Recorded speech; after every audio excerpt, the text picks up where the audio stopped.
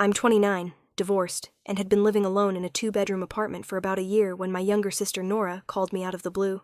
She's 22, fresh out of college, no job yet, and she sounded panicked. Said she'd gotten into a massive fight with our mom and didn't feel safe staying at home anymore. I won't lie, I felt bad for her. She's always been kind of the wild card in the family, the free spirit, but she was still my baby sister. So I told her she could come stay with me for a week or two, just until she figured things out. She showed up the next morning with 2 massive suitcases, a box of random stuff, and her cat. No warning about the cat. I'm allergic. Still, I bit my tongue. She looked tired, emotionally drained. She cried when she hugged me, said she was scared, that she had nowhere else to go.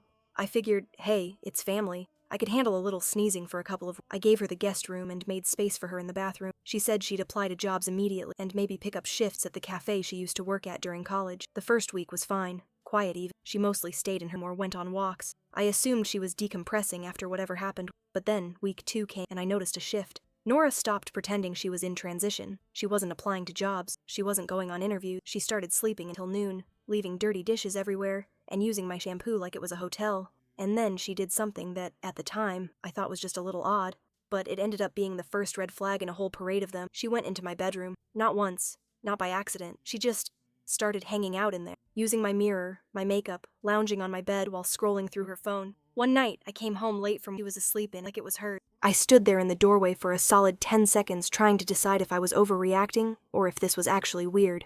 I gently woke her up and asked what she was doing. She said she'd had a nightmare and just needed to feel safe, that she missed me, said my room felt comforting. It caught me off guard.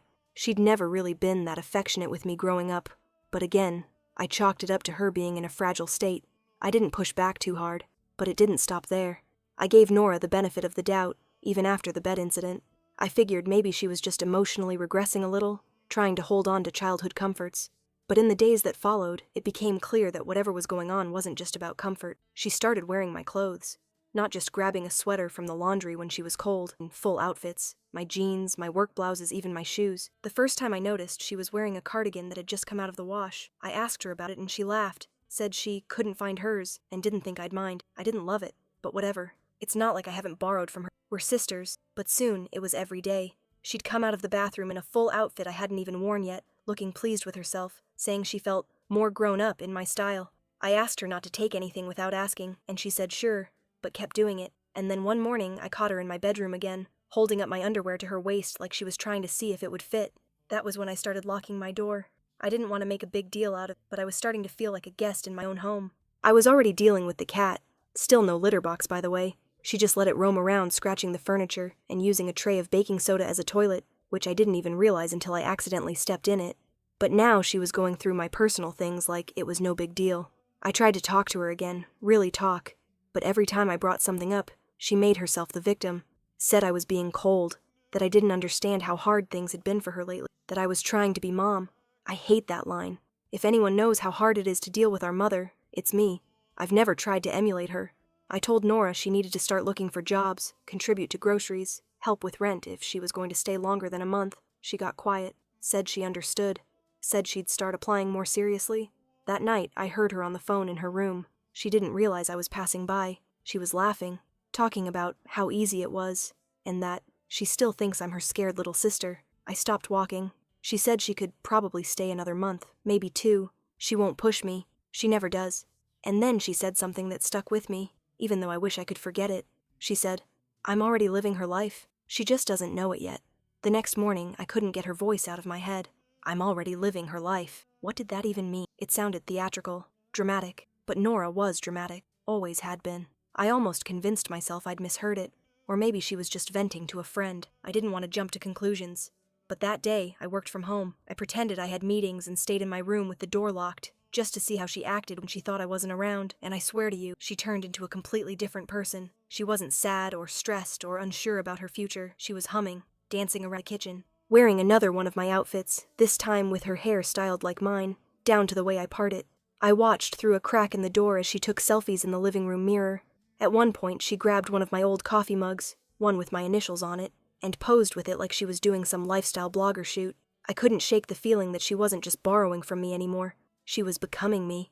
That night, I waited until she was in the shower and went into her room. I know I shouldn't have, but something felt off, and I needed to know what was going on. Her room was a mess, clothes everywhere, makeup exploded across the vanity, but in one corner of the room, under her pillow, I found a small spiral notebook. She'd always been a journalist, so I assumed it was just her regular diary. It wasn't. The notebook was filled with detailed entries. About me, about how she admired my life, my independence, my apartment, about how she wanted what I had. But as I flipped further, admiration turned into something darker. She wrote about how unfair it was that I got the better face, the better job, the normal life. She even made a list, literally a list, of everything she wanted to replace. My skincare routine, already copied. My job, researching how to apply. My ex, reached out to him. My friends, start following the IG. My wardrobe, 60% matched already. I froze. She wasn't just moving in temporarily. She was studying me, mimicking me, and, God help me, planning to become me. I sat on the edge of my bed that night, notebook in my hands, trying to decide what to do. My whole body felt shaky, like I'd just walked into a scene from a movie. This wasn't just a messy little sister overstaying her welcome. This was something else. When she came out of the shower, she didn't look surprised to see me sitting there. In fact, she looked almost amused, like she'd been waiting for this moment. Her hair was still damp, but styled in the same loose waves I wear when I go out. She had on one of my t-shirts, one I wear to bed. I held up the notebook. My voice was steady, but inside I was vibrating. I told her I'd read it. She didn't snatch it back. She didn't cry or apologize or deny anything. She just tilted her head, gave me this little smile, and said she figured I'd find it eventually, like it was all part of the plan. That smile chilled me more than the notebook itself. I told her she needed to leave, that she'd overstayed her welcome, that what I'd just read was not normal. I was trying to sound calm, but my voice cracked at the end. She didn't budge. She didn't even raise her voice. She just sat down on the arm of the couch and said she'd already arranged things, that she'd been planning for weeks, and it was too late to kick her out. My heart was pounding so hard I could hear it in my ears. I asked her what she meant. She just kept smiling. That's when she dropped the first bomb. She'd reached out to my ex, the one I'd broken up with last year, and told him she'd moved to the city. She'd been meeting him for drinks, to talk about me, said he'd been really sweet to her lately. I stared at her, trying to process. She said she'd also started applying for jobs at my company. She knew the department, the pay, the benefits. She'd even put my address down as her own. Then she stood up, walked past me, and whispered that she was just getting started. I didn't sleep that night. I locked my door. I could hear her moving around the apartment, humming softly, like nothing had happened. In the morning, my spare keys were missing. When I woke up the next morning, my door was still locked, but the air in the apartment felt wrong. Too quiet. My phone was on the nightstand where I'd left it, but the battery had been drained overnight. I always keep it plugged in. I got up and checked the front door. My spare keys were still gone. Nora's room was empty. Bed made, clothes neatly folded. For a second, I thought she'd left for good. But then I saw my mail on the kitchen table. Opened. She'd opened my mail. Not just bills, bank statements, my HR packet, even a renewal notice for my driver's license, all neatly stacked in a little pile. I went into the bathroom to splash water on my face, and that's when I saw it.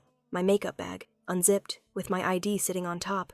She'd taken my license out and put it next to hers. Same pose, same hair, same slight smirk. Side by side, the photos were chillingly similar. I felt my stomach drop. I went straight to my laptop, thinking I'd at least change some passwords. But when I opened it, the browser history wasn't mine. There were searches for how to replace lost ID fast, how to redirect mail without permission, HR new hire paperwork. God help me, can you take over a lease if the tenant moves out? That's when my phone buzzed. It was a text from my best friend saying, "Hey, thanks for following me back. Weird seeing a second account from you, LOL. Second account? I opened the link she sent. It was a brand new Instagram, my exact name, but a slightly different. The profile picture was Nora, styled exactly like me, with a caption about new beginnings. She'd already added my friends, my coworker, even my ex, and people were following her back, thinking it was me. I sat there staring at the screen, my hands trembling so badly I almost dropped the phone. She wasn't just copying, she'd become me, online. And the worst part? When I went back to her room to confront her, the closet was empty, the cat was gone, and on the bed was a note, written in my handwriting. It said, "Don't worry, I'll take care of everything. You can leave now." I stood there with the note in my hands, my heart thudding so hard I could feel it in my fingertips. It wasn't just the words that scared me, it was the handwriting. It was mine, perfectly mine. Same slant, same loops, even the way I cross my T's. I went straight to my desk drawer for my passport and birth certificate. Gone. Every file with my signature. Gone. My spare credit card. Gone. She hadn't just been studying me, she'd been collecting every piece of my identity like puzzle pieces. I called her phone, straight to voicemail. I texted her, "Where are you?" Delivered. No reply. I called again. Still nothing. I went to my email and started scanning for anything suspicious. That's when I saw it. A confirmation for a moving truck rental scheduled under my name, picking up at my apartment later that day.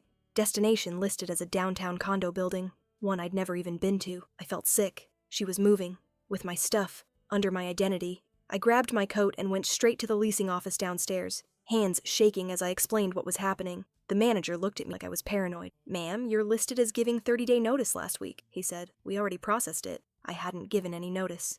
He pulled up the form on his computer and showed me the signature at the bottom. It was mine. Perfectly. I went back upstairs, adrenaline pounding through me. Every room looked off, like she'd already been sorting my life into what she'd take. My closet was half empty. My jewelry box was missing, and on the kitchen counter, sitting neatly like it was waiting for me to notice, was my set of house keys. Except my key wasn't on it, and I didn't know where she was or how far she'd gotten. But she had my passport, my bank info, my ID, my signature, and now she had a truck coming under my name. It wasn't just that she wanted to be me. She was already living as me. I don't even remember leaving the apartment. One moment I was staring at the empty closet. The next I was outside, gripping my phone like it was a lifeline. I called the police, but the operator was polite and detached. "Do you have proof of theft?" she asked. "Family disputes over property are civil matters." When I told her my sister had stolen my identity, she asked if there had been any unauthorized charges. "Not yet. Call your bank and cancel everything," she said. So I did. I froze my accounts, called my bank, changed every password I could think of, set up alerts on my credit. By the time I was done, it was almost 3 p.m., an hour before the moving truck was supposed to arrive. I went downstairs to the lobby and told the doorman not to let anyone in under my name. He gave me a weird look. "You already came through this morning," he said, "with boxes." I felt my knees go weak. "What?"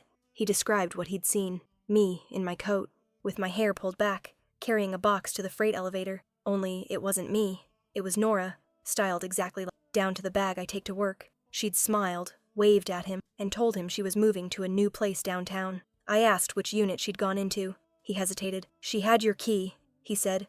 "She went back upstairs." I bolted for the elevator. When the doors opened to my floor, I heard noises coming from my apartment, the sound of boxes being dragged, drawers slamming shut. I crept to the door and peeked through the peephole. She was in there, in my clothes. Hair like mine, my glasses. She had headphones on, listening to music, humming to herself as she taped up my belongings. On the counter was a stack of change of a drink paperwork, even an employment offer, own company, addressed to Nora's last name. She looked so much like me for a second. I tried my key. It didn't work. My phone buzzed. A notification. Someone had just logged into my email, and then, as if she knew I was there, she turned toward the door, smiled, my exact smile, and waved. When she waved at me, my whole body went. It wasn't even a cocky wave. It was calm, controlled, the way I wave at neighbors. I backed away from the door and tried to call the police again, my hands shaking so hard I could barely hit the buttons. This time, I used different words. "There's a woman in my apartment impersonating me. She's changed the locks. She's taking my possessions." They said an officer would be dispatched but couldn't tell me how long it would take. Every second felt like a lifetime. I went down the hall to the stairwell, hoping I could get a better view through the window across from my apartment. That's when I saw it. A clipboard sitting on a dolly by the elevator. It was the moving company's paperwork. Under contact name was my signature. The driver came up a few minutes later, pushing a cart. "Hi, ma'am," he said. "We're ready for you." I told him it wasn't me, that someone was impersonating. He frowned, clearly uncomfortable. "But you're you," he said, looking to the signature. "You even sound like the woman I spoke to on the phone." And then the door to my apartment opened. She stepped out, my sister, dressed head to toe in my outfit, hair and makeup perfectly to mine. She even had my tote bag slung over. For a moment, even the driver blinked between us like he didn't know who to address. She smiled at him and said, "Things ready. Please ignore. She's having an episode." The way she said it, flat, practiced, made my blood run. I tried to speak, but my voice cracked. "I'm the tenant. She's my sister. She's stealing my identity." She tilted her, looked at me with fake concern and said to the driver, "You see what I mean?" And then she pulled out my ID, my real ID. I reached for it, but she stepped back in the apartment and closed the door. The lock. The driver stared like I was the crazy one. Look, he said softly. "I don't know what's going on, but I'm not getting involved." And he walked away. I was left standing in the hallway outside my own apartment, phone pressed to my ear, waiting for the police, staring at the door that used to be mine, and inside I could hear her humming. It took 40 minutes for the cops to arrive. 40 agonizing minutes of pacing outside my own apartment, while strangers carried out boxes of my life, led by someone wearing my clothes, and smiling like it was her housewarming party. When the officers finally showed up, I practically ran to them. I gave them everything. My ID, the copy I'd kept in my wallet, my lease agreement on my phone, proof of my bank statements, emails from my landlord, even my credit alerts. I explained that my sister had stolen my documents, impersonated, and was trying to move out using my name. They asked if I had any video of her admitting it. I didn't. One officer knocked. Nora answered, and in the softest, sweetest voice she said, "Hi, officers. Is something wrong?" I watched her feed them a rehearsed, polished lie, that I was her unstable sister, off my meds, that our mother was handling, that I'd been harassing her for weeks. She showed them my ID, the real one. She showed them a signed note, dated last week, saying I'd given her temporary authority over the lease. She showed them my clothes, my laptop, my cat's vet records with my name. She even pointed at the coffee mug on the counter and said, "That's mine. See?" I tried to push past, to point out that I was the one on the lease. I had paid the rent. I was standing there in front of them, begging for help, but they just looked at each other. "Do you have legal proof she stole your identity?" one asked. I repeated what I'd already told them. "She's my sister. That's my ID in her hand." "Ma'am," one of them said slowly, "she says you're the sister. You see the bind we're in." I felt like I was going to vomit. They asked us both to provide alternate IDs. She conveniently couldn't find hers, but they still let her speak uninterrupted. They told me, to step aside and let the court sort it out. Said unless she physically assaulted me, or I could prove imminent danger, this wasn't a police matter. As they left, she smiled over their shoulders and "Nice try." And that's when I knew, if I didn't stop her soon, I wasn't going to just lose my apartment. I was going to lose everything. After the police walked away, I stood there in the hallway, totally numb. I had nothing left to show. No help coming, no keys, no home. I called my boss, told her I was dealing with a family emergency and needed it. I didn't explain. I didn't need to. I think she heard something raw. She just said, "Take care of yourself." I went to a hotel, one of those cheap by the freeway, the kind where you don't ask questions. From that moment, I stopped trying to fight her, because if she host, I didn't warn fam. I went completely dark. Within 2 days, she started updating the fake Instagram, now with photos of my apartment, playing with me, captioning with things like "new beginning" and "so thankful." She sent an email saying I'd decided to was moving out of the city. She submitted a formal resignation. That was her mistake, because I hadn't deactivated. I'd just been watching, logging in from the shadows, tracking every click, every form, every message. I screen recorded everything, downloaded every email she sent, saved every photo she posted, and then I went to the one place that still believed me, my old friend Ava,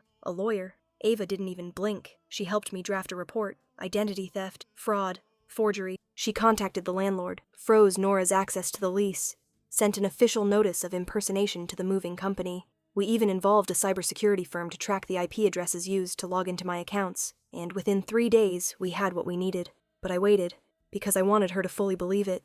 So I watched. I waited, until she posted a picture in my bed, captioned, "Finally home." And then I knocked. I had a sheriff with me, court orders in hand, Ava right behind us. When she opened the door, her face collapsed.